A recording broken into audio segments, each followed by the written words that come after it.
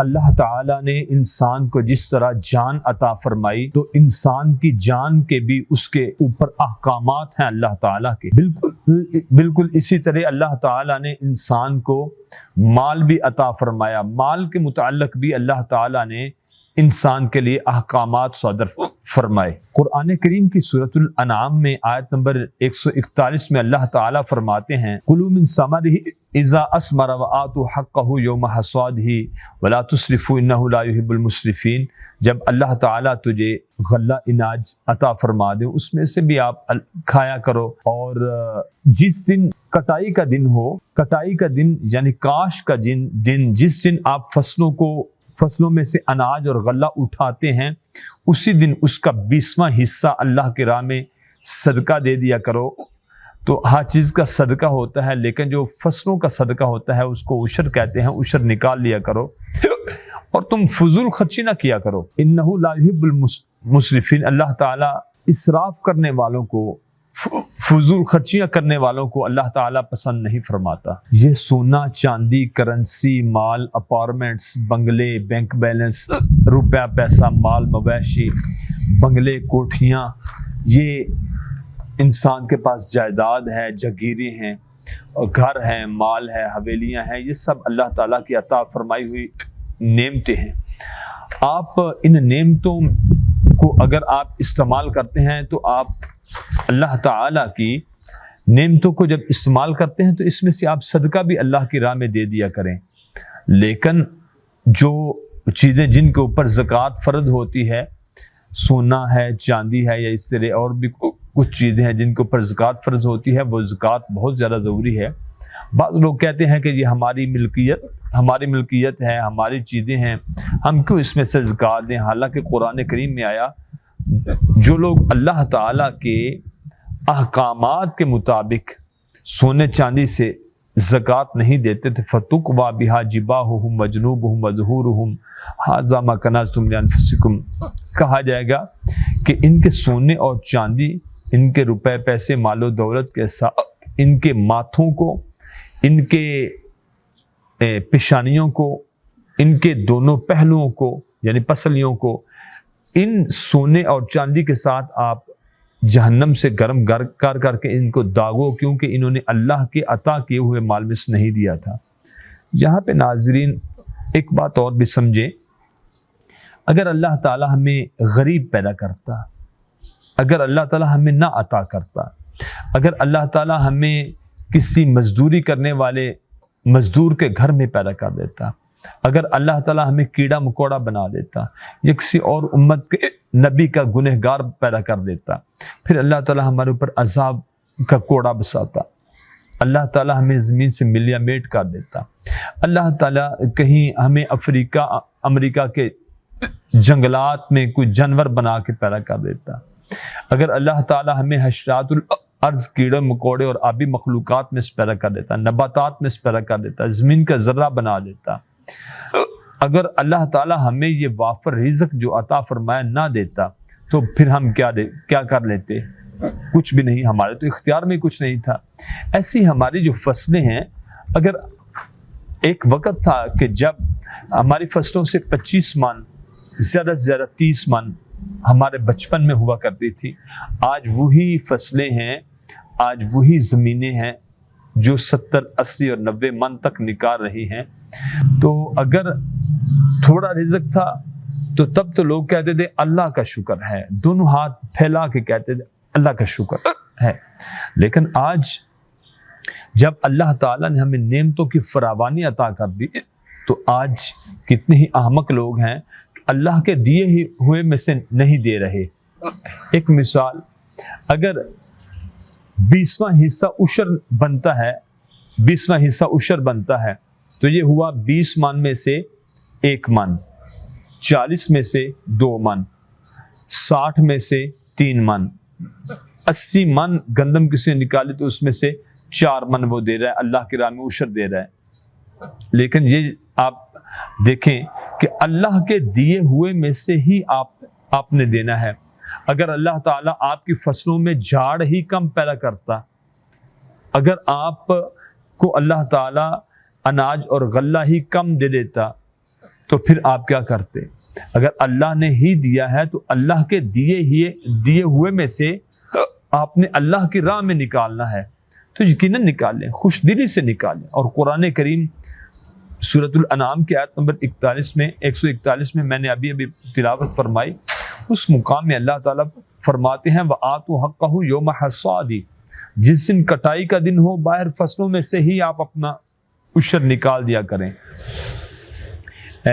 اور زمین میں اسراف اور فضول خرچیاں نہ کریں۔ آپ فضول خرچی کریں گے تو اللہ تو اپنے فضول خرچ بندوں کو پسند نہیں کرتا، اس لیے فضول خرچیاں کرنے کے بجائے اللہ کی راہ میں اللہ کی رضا کے لیے آپ عشر نکالیں۔ یہ عشر نکالنے والے لوگ اللہ تعالیٰ کو بہت پسند ہیں۔ اور زمین بھری پڑی ہے، جو لوگ ظلم و ستم کرتے رہے، جنہوں نے بہت زیادہ فخر اور غرور تکبر سے کام لیا، آج ان کا نام تک باقی نہیں ہے۔ اس لیے ایک مہلت ہے دنیا میں، اس میں اللہ تعالیٰ دیکھتا ہے کہ میرے بندے کہاں تک میرے احکامات پر عمل کرتے ہیں۔ ایک وہ لوگ ہیں جو ہمارے معاشرے میں اللہ کے قوانین کو تبدیل کرتے ہیں، ایک وہ لوگ بھی ہیں جو واضح طور پر تو اللہ تعالیٰ کے قوانین کو برا بھلا نہیں کہتے، مگر اپنے عمل کے ذریعے، اپنے کردار کے ذریعے اللہ تعالیٰ کے قوانین پر عمل نہ کر کے وہ اللہ تعالیٰ کے قوانین کی مخالفت کرتے ہیں۔ کس طرح؟ مثلا عشر نہ نکالنا، صدقہ فطرانہ نہ دینا، عام صدقہ نہ دینا، زکوٰۃ نہ دینا، یہ اللہ تعالیٰ کے احکامات پر عمل نہ کرنے کے مترادف ہے۔ جو بندہ بھی ایسا کام کرتا ہے وہ بندہ یقیناً اللہ تعالیٰ کی نافرمانی کے کام کرتا ہے۔ آج دیکھیں آپ کے پہلے دور کی بات، ہمارے پاس جیسے یہ آج پنکھے ہیں، یو پی ایس ہے، جنریٹر ہے اور اے سی ہے، قالین ہے، گاڑیاں ہیں، موٹر سائیکل ہے، کار ہے، جہاز ہے، یہ دنیا کی جتنی یہ ٹاور ہیں، یہ موبائل سسٹم ہے، یہ پہلے دور کے بادشاہوں کے پاس یہ سہولتیں نہیں تھیں۔ آج اگر میں یہ بات کہوں تو میں بجا طور پر یہ بات کہہ سکتا ہوں کہ آج کے دور میں جتنی لوگوں کے پاس رزق کی فراوانی ہے، جتنی اللہ تعالیٰ کی نعمتیں ہیں، اور جتنی انسان کے پاس آرائشیں ہیں، انسان کے پاس جتنی سہولتیں ہیں، یہ پرانے دور کے بادشاہوں کے پاس نہیں تھی۔ اگر میں برملا طور پر یہ بات کہوں تو میں حق بجانب ہوں، یہ کہہ سکتا ہوں، بلکہ کہہ رہا ہوں کہ آج کے دور کا ایک بندہ سابقہ ادوار کے، ماضی بعید کے جتنے بھی بادشاہ تھے، ان سے زیادہ آج انسان اس سے زیادہ بہتر زندگی گزار رہا ہے۔ پرانے دور کے بادشاہوں سے آج کے دور کا بندہ زیادہ بہتر زندگی گزار رہا ہے۔ ایک بات اور بھی ہے، اگر کسی سے کہیں کہ صدقہ خیرات کر، فلاں نیکی کا کام ہے، کام کرو، بیٹا کہتا ہے میں اپنے ابا جی سے مشورہ کر لوں۔ یہ بھی ایک بڑی دلچسپ بات ہے، میں اپنے ابا سے مشورہ کر لوں۔ جب اس کے باپ سے بات کی جاتی ہے کہ فلاں نیکی کا کام ہے، صدقہ خیرات کا کام ہے، ایصال ثواب کا کام ہے، آپ کچھ صدقہ خیرات کریں، وہ کہتا ہے میں اپنے بیٹے سے پوچھ لوں پھر صدقہ خیرات کرتا ہوں۔ یعنی نیکی کے کام میں کہتے ہیں کہ ہم اپنے اولاد سے پوچھ لیں، اولاد کہتی ہے ماں باپ سے پوچھ لیں۔ لیکن جب فضول خرچی کی بات آئے گی، اسراف کی بات آئے گی، گناہ کی بات آئے گی، زنا کی بات آئے گی، شراب خوری کی بات آئے گی، حرام خوریوں کی بات آئے گی، گناہوں کی بات آئے گی، تب کبھی بھی اولاد نے اپنے ابے سے نہیں پوچھا اور ابا اپنی اولاد سے نہیں پوچھتا۔ آج دیکھیں کہ کتنی نافرمانیوں سے یہ زمین بھری پڑی ہے، قدم قدم پہ داستانیں بکھری ہوئی ہیں ہمارے ظلم و ستم کی۔ آج ہم نے اگر عشر نہ نکالا تو ہم اللہ کی گنہگار مخلوق میں شامل ہو جائیں گے۔ عشر نکالیں اپنے فصلوں میں سے، جس کی فصل کے اوپر کھاد، سپرے، دوائیاں، پانی اور تمام قسم کے اخراجات، مثلا سولر سسٹم بھی، اور اس طریقے سے اخراجات اس کے اوپر لگے، اور اس زمین کا ہر 20 من میں سے 1 من آپ اللہ کی راہ میں نکالیں گے۔ بعض جگہ وہ ہوتی ہے جو ٹیلوں کے اوپر ہوتی ہے، اونچی جگہ پہ ہوتی ہے، جہاں پہ ٹیوب ویل کا پانی نہیں پہنچ پاتا، وہاں پہ کسان دانہ بکھیر آتا ہے، کہتا ہے اللہ توکل ہے، اگر بارش آ گئی فصل پک جائے گی، اگر بارش نہ آئی تو فصل نہیں پکے گی۔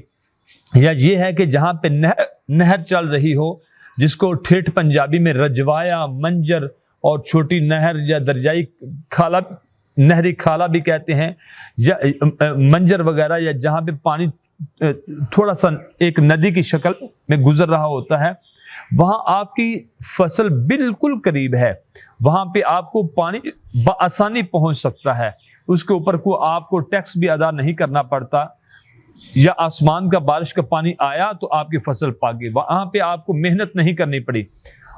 اب وہاں پہ آپ نے ہر 10 من کے پیچھے 1 من عشر نکالنا ہے اللہ کی راہ میں۔ ہاں، جب وہ غلہ منڈیوں میں پہنچ جائیں، فصلیں جب سبز منڈیوں میں پہنچ جائیں، جب گھروں میں لے جا کر آپ سیو کر لیتے ہیں، گوداموں میں رکھی جائیں، اس کے بعد کوئی بندہ بھی عشر نہیں نکالتا، کوئی ہے کوئی نکالے، لیکن اللہ تعالیٰ نے ایک واضح آئین، قانون اور دستور دے دیا کہ وَآتُوا حَقَّهُ يَوْمَ حَصَادِهِ، آپ اپنی فصلوں میں سے عشر اسی دن نکالیں جس دن وہ ابھی فصلوں میں پڑی ہو، جس دن کاشت کرنی ہے اسی دن ہی آپ اپنی فصلوں میں سے عشر باہر سے ہی نکال دیں اللہ کی راہ میں۔ سورۃ الشورى کی آیت نمبر 27 میں اللہ تعالیٰ فرماتے ہیں وَلَوْ بَسَطَ اللَّهُ الرِّزْقَ لِعِبَادِهِ لَبَغَوْا فِي الْأَرْضِ، اگر اللہ تعالیٰ اپنے بندوں کو بہت زیادہ روپے پیسہ عطا فرما دے تو وہ زمین میں بغاوت کرے۔ آج کوئی بھی انسان ہے، وہ غریب ہے، وہ یہ سمجھتا ہے شاید اللہ تعالیٰ مجھے پتہ نہیں کس وجہ سے اللہ تعالیٰ مجھے رزق نہیں دے رہا۔ اللہ تعالیٰ فرماتے ہیں اے میرے بندے، اگر میں تیرے اوپر رزق کی بساط کھول دوں، تیرے اوپر رزق بہت زیادہ کر دوں، تجھے بہت زیادہ رزق عطا فرما دوں، تو زمین میں فساد کرے گا، کیونکہ اللہ تعالیٰ تو علیم ہے، خبیر ہے، بصیر ہے، سمیع ہے، ان اللہ علی کل شیء قدیر ہے۔ اللہ تعالیٰ کو معلوم ہے کہ میرا بندہ زمین میں فساد کرے گا، اس لیے آج کسی کا فصلوں کا جھاڑ کم ہوا، اگر کسی کی فصلوں میں سے آج غلہ کم نکلا، یا کسی کا روپے پیسہ اس کے پاس کم ہے، بہت زیادہ سورس آف انکم ہے اس کے، لیکن اس میں سے وہ رزق اس کا تھوڑا نکل رہا ہے، یا دکانداری تھوڑی چل رہی ہے، اللہ تعالیٰ فرماتے ہیں کہ اس کی ایک وجہ یہ ہے کہ جب اس کو رزق زیادہ دیا جائے گا تو وہ اللہ کی زمین میں فساد کرے گا۔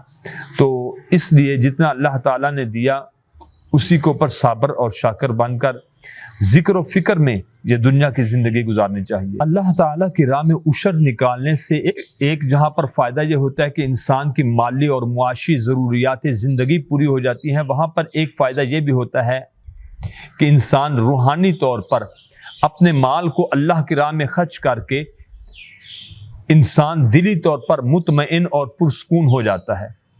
قرآن کریم نے مختلف مقامات پر مختلف انداز میں یہ بات واضح فرمائی کہ کہاں پر انسان کو یہ عشر تقسیم کرنا چاہیے۔ یہاں پر ایک بات یہ بھی ہے کہ قرآن کریم میں معروشات وغیرہ معروشات کے ساتھ قرآن کریم نے تعبیر کیا کہ کچھ فصلیں ایسی ہیں جن کے عام لوگ عشر نہیں نکالتے، مثلا چلیں آلو، ہلدی، کپاس، گنا، اور اس کے علاوہ جوار ہے، مکی ہے، گندم ہے، دھان ہے۔ دھان اٹ مینس کہ چاول کی فصل، ان میں سے اکثر لوگ نکالتے ہیں، آلو وغیرہ بھی، ان میں سے اکثر لوگ اپنا عشر نکالتے ہیں۔ کچھ لوگ کیا کرتے ہیں، جب آلو، گندم، ان چیزوں کا ریٹ بالکل بھی مارکیٹ میں نہ ہو تو وہ پھر ہر جگہ پہ بھجواتے رہتے ہیں، کہتے ہیں جی دیکھو جی ہم عشر نکالنے والے ہیں۔ جب اسی آلو کا، گندم کا یا ان فصلوں کا جب ریٹ بہت زیادہ اوپر نکل جاتا ہے تو وہ ان سب چیزوں کو سٹور میں بھیج دیا، غلہ منڈیوں میں بھیج دیا، اپنے گھروں میں سٹور کر لیا، وہ پھر عشر نکالنا بھول جاتے ہیں۔ نہیں، فراوانی ہو رزق کی یا رزق کم ہو، ہر حال میں عشر نکالنا تو انسان کے اوپر ایسے واجب ہے، فرض ہے، جیسے 5 وقت کی نماز پڑھنے فرض ہے۔ یہ عشر نکالنا ہی نکالنا ہے، ورنہ آپ گنہگار ہوں گے۔ لیکن ایک بات اور بھی ہے، جن فصلوں میں مال مویشی کے لیے چارہ ڈالا جاتا ہے، مثلا وہاں پہ کوئی فصلیں اگائی جاتی ہیں جو مال مویشی کھاتے ہیں، اس میں اور ایک فصل اور بھی ہے جس میں ہم سبزیاں لگاتے ہیں۔ یہ دیکھیں ہماری جو زمین ہے وہ تو مصروف ہو گئی، مصروف کس چیز میں ہوئی؟ چارہ اگانے میں، یا عام چھوٹا کماد ہے اس میں، یا وہ جو فصلیں ہیں جس میں برسین وغیرہ اگائی جاتی ہے۔ اس کے علاوہ یہ ہے کہ وہاں پہ سبزیاں اگائی جاتی ہیں۔ جن فصلوں میں آپ یہ چیزیں اگاتے ہیں اپنی ضروریات زندگی کے لیے، سبزیاں وغیرہ یا اور چیزیں، ان میں سے بہت کم لوگ ہیں جو عشر نہیں نکالتے۔ اس کا بھی آپ 20واں حصہ نکال لیں۔ اگر دیکھ لیں 20 من ہے کوئی چیز، اس میں سے 20واں من اللہ کی راہ میں دیں۔ جہاں پہ پانی مفت میں یا آسانی کے ساتھ پہنچا یا محنت کم کرنا پڑی، وہاں ہر 10 من کے پیچھے 1 من آپ اللہ کی راہ میں دیں۔ ایسے ہی سبزیاں ہیں، سبزیوں میں سے عشر نکالیں۔ کیوں نہیں نکالتے؟ کیا وہاں پر زمین مصروف نہیں ہوتی؟ یقیناً ہوتی ہے۔ اب آ جا کے اس بات کو دیکھنا ہے کہ یہ جو عشر ہے، فصلوں کا جو عشر نکلتا ہے، اس کو صدقہ، یہ ایک طرح کا ایسا صدقہ ہے، اس کو عشر کا نام دیا گیا شریعت میں۔ اور اب ایک سوال یہ بھی پیدا ہوتا ہے کہ عشر آ گیا ہمارے پاس، ہم نے نکالنا ہے، فصلیں ہمارے پاس آ گئی الحمدللہ، لیکن اس میں سے اب ہم نے عشر نکالنا ہے تو ہم کیسے عشر نکالیں، کہاں پر صدقہ کریں؟ ایک یہ بھی سوال پیدا ہوتا ہے۔ اس کے بارے میں شریعت کے احکامات یہ ہیں۔ قرآن کریم میں فرمایا انما الصدقات للفقراء، سب سے پہلے آپ فقیروں کو دیں۔ ایک ہوتے ہیں عادی مانگت اور فقیر، ان کا پیشہ ہے، آپ ان کو کچھ چیز دیں یا نہ دیں، انہوں نے مانگنا ہی مانگنا ہے، آپ حقداروں کو دیں۔ وہ حقدار کون سے ہیں؟ وہ فقیر لوگ جنہوں نے کبھی مطالبہ ہی نہیں کیا، لیکن آپ کو پتہ ہے کہ وہ پھٹے پرانے کپڑوں والے ہیں، دنیا کی آسودگیاں اور نعمتیں ان کے پاس نہیں ہیں، آپ ان فقیروں کو دیں۔ اگرچہ وہ مانگ بھی رہے ہیں تو ان کو دے دیں، نہیں بھی مانگ رہے ہیں تلاش کر کے آپ ان کو دیں۔ جو حقدار ہیں، نیک نمازی ہیں، آپ ان کو دے سکتے ہیں۔ والمساکین، وہ مسکین بندہ جو ہینڈ ٹو ماؤتھ ہے، جس کے پاس آمدن کے ذرائع بہت کم ہیں، جو ہینڈ ٹو ماؤتھ ہے، جتنا کما لیا اتنا کھا لیا، لیکن وہ لا يسألون الناس الحافا، لوگوں سے چمٹ کے سوال نہیں کرتا، اس کے ماتھے کے آثار کو دیکھ کر آپ اندازہ لگا سکتے ہیں کہ یہ بندہ مسکین ہے۔ وہ 5 وقت کی نماز پڑھنے والا بھی ہے، وہ قرآن کریم کی تلاوت کرنے والا بھی ہے، وہ لوگوں سے سوال بھی نہیں کرتا، اس کے عیال یعنی کہ اس کے بچے زیادہ ہیں، اس کے بوڑھے ماں باپ ہیں، دوائیوں کے پیسے، گھر کے اخراجات، بل اس نے ادا کرنے ہیں، واپڈا کا، گیس کا، پانی کا، اور بچوں کی فیسیں، بچوں کی اکیڈمیوں کی فیسیں، کالجز کی فیسیں، وہ دے کے پیسے اس کے پاس کچھ بھی نہیں بچتا، اگرچہ اس کی 40 50 70 ہزار بھی تنخواہ ہے، بوڑھے ماں باپ کی خدمت کر کے، میڈیسن کا خرچ کر کے، شادی غمی جا کے، اب وہ بندہ بالکل بیچارہ ہینڈ ٹو ماؤتھ ہے، بے بس ہے، بے کس ہے، کچھ بھی اس کے پاس نہیں۔ ہر گزرنے والا مہینہ اس کو مقروض کرتا ہے، چاہے ایک ماہ بعد وہ 1 روپے کا بھی مقروض ہو، لیکن جائز جگہ پہ وہ اپنا روپے پیسہ خرچ کرتا ہے۔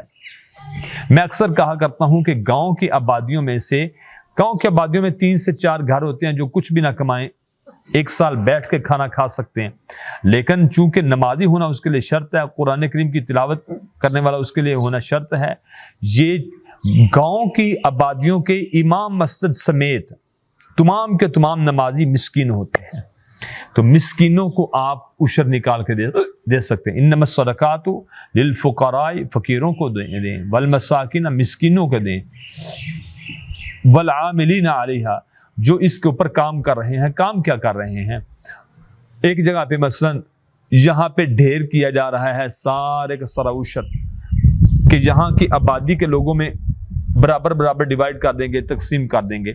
اس کے لیے پھر یہ ہے کہ جو بندے اٹھا کے عشر ایک جگہ پہ لے کے آ رہے ہیں، والعاملین، عمال ہیں، کام کرنے والے ہیں، وہ بائک پہ، وہ گاڑی پہ، لوڈر رکشے پہ اٹھا کے لے کے آ رہے ہیں، وہ جو کام کر رہے ہیں وہ یہی کام کر رہے ہیں کہ فصلوں میں جن لوگوں کے پاس اناج ہے، غلہ ہے، اٹھا کے ایک جگہ پہ ڈھیر کر رہے ہیں، وہاں سے پھر مسلمانوں میں برابر تقسیم ہوں گی۔ وہ جو عمال ہیں، کام کرنے والے ہیں، آپ ان کو بھی عشر دے سکتے ہیں، ان کے اوپر بھی عشر لگے گا، یہ بھی حقدار ہیں۔ والمؤلفۃ قلوبہم وفی الرقاب، قرآن کریم نے فرمایا تالیف قلب کے لیے اور گردنوں کے آزاد کروانے میں. یہ دو باتیں بھی سمجھ لیں. تلیف قلب کے لیے وہ بندہ جو عیسائی ہے، قرآن کریم نے فرمایا کہ مشرک اور یہودی یہ دونوں اسلام سے بہت ہی زیادہ دشمنی رکھنے والے ہیں، لیکن فرمایا کہ جو عیسائی ہیں یہ اسلام کے بہت زیادہ قریب ہیں. جو عیسائی ہیں ان کو ایک مثال کے طور پر آپ نے دعوت دی اسلام کی، وہ کہتا ہے میرے پاس گھر بار نہیں ہے، میرے پاس روپے پیسہ نہیں ہے، میں اگر اپنے علاقے یا برادری کو چھوڑ کے کہیں دور جا کے آباد ہوتا ہوں تو میرے پاس کچھ بھی نہیں. آپ اس کی تالیف قلب کے لیے اس کو آپ عشر دے سکتے ہیں. وفر رقاب، گردنوں کے آزاد کروانے میں. کہیں کو مسلمان پھنسا ہوا ہے، اس کے اوپر بہت زیادہ لوگوں کا ظلم و ستم ہے، آپ نے اس کو اس دلدل سے باہر نکالنا ہے، وہاں پہ بھی آپ گردن کے آزاد کروانے میں. کوئی مسلمان کسی کا غلام ہے، وہاں روپے پیسہ ادا کر کے آپ اس کو اس چنگل سے باہر اس پریشانی اور پشیمانی سے باہر نکال لیں، وہاں پر بھی آپ عشر دے سکتے ہیں. والغارمین وفی سبیل اللہ، اور جو مقروض ہیں ان کو بھی آپ عشر دے سکتے ہیں وفی سبیل اللہ، اور اللہ کی راہ میں. جو مقروض ہیں وہ کس طرح کے مقروض ہیں؟ اس بندے نے پوری زندگی حرام کا کام نہیں کیا، دنیا کے چونچلے نہیں کیے، ویک اینڈ نہیں منائے. اس بندے نے بس سادہ طریقے سے اس نے اپنے گھر کے اخراجات چلائے، لیکن اس کے باوجود وہ مقروض ہے اور اس کے اوپر بہت زیادہ لوگوں کا بوجھ ہے. لوگ اس کا دروازہ کھٹکھٹاتے ہیں، لوگ اس کو پریشان کرتے ہیں، لیکن ہے بھی وہ بہت نیک بندہ. اس کا قرض اتارنے کے لیے آپ اس کو عشر دے سکتے ہیں. وفی سبیل اللہ، وفی سبیل اللہ میں کیا چیز آئے گی؟ جہاد کرنے والے، جہاد فی سبیل اللہ میں آپ دے سکتے ہیں. دینی مدارس میں آپ دے سکتے ہیں، جہاں پہ بچوں کے نان و نفقہ کی ذمہ داریاں ہیں، وہاں پہ آپ دے سکتے ہیں. دینی مدارس کا نظام چلانے کے لیے یہ فی سبیل اللہ ہی ہے. اور قرضے اتارنے میں مسلمان نیک متقی پرہیزگار بندہ، خدا خوفی کو مقدم رکھنے والا، اس کا آپ قرض اتار دیں، یا اللہ کی راہ میں جہاد فی سبیل اللہ اور دینی مدارس کی خدمت میں آپ لگا سکتے ہیں عشر. وابن السبیل، اور راستے کے مسافروں میں فریضۃ من اللہ واللہ علیم الحکیم. اللہ تعالیٰ یہاں پر فرماتے ہیں راستے کے مسافروں کو بھی آپ عشر دے سکتے ہیں. راستے کا مسافر کون؟ ایک میں مثال دیتا ہوں. ایک بادشاہ وقت کا، وہ زکوٰۃ تقسیم کرتا کرتا اپنے گھر کی طرف جا رہا ہے، عشر تقسیم کر رہا ہے، صدقہ فطرانہ دے رہا ہے، صدقہ دے رہا ہے، عشر دے رہا ہے. اس کے پاس بہت زیادہ روپے پیسے، ابھی چند لمحے پہلے وہ لوگوں میں تقسیم کر رہا تھا، اب اس وقت اس کے پاس کچھ بھی نہیں. اس کی جیب کٹ گئی، اس سے مال ہتھا لیا گیا، اس کو ڈاکو اور چور پڑے، انہوں نے مال اس کا ختم کر دیا. ابھی چند لمحے پہلے جو راستے کا مسافر تھا وہ روپے پیسہ دینے والا تھا، ابھی چند لمحوں کے بعد وہ روپے پیسہ، صدقہ، زکوٰۃ، صدقہ فطرانہ، عشر، وہ سب کچھ لینے والا بن گیا. یعنی کہ راستے کا مسافر جس کی جیب کٹ جائے، راستے کا مسافر جو کسی اڈے پہ کھڑا ہوا ہے، بسوں کے اڈے پہ کھڑا ہوا ہے، راستے میں کھڑا ہوا ہے، جس کے پاس سفر کے ذرائع ہی ختم ہو چکے، جس کے پاس ٹیلی فون نہیں، موبائل نہیں، روپے پیسہ نہیں، گھر پہنچنے کا یا منزل مقصود تک پہنچنے کے لیے کرایہ نہیں ہے، اس کے اوپر بھی آپ عشر اس کو بھی دے سکتے ہیں. ایک اور بھی بندہ ہے، وہ جو بندہ کسی بیرون ملک میں چلا گیا، جہاں پہ جا کے اس نے کہا کہ میں روپے پیسے اکٹھا کروں گا، اپنے گھر بار کے تمام افراد کو، اہل و عیال کو، ماں باپ کو، سب کی خدمت کروں گا، سب کی ضروریات زندگی پوری کروں گا. لیکن وہاں پہنچ گیا، ریٹرن ٹکٹ نہیں کروائی، جانے کی کروا لی. 2-4 سال سنگاپور، ملائیشیا، سعودیہ، کسی ملک میں لندن، امریکہ، افریقہ، دبئی وغیرہ میں جاؤں گا، وہاں پہ کام کروں گا.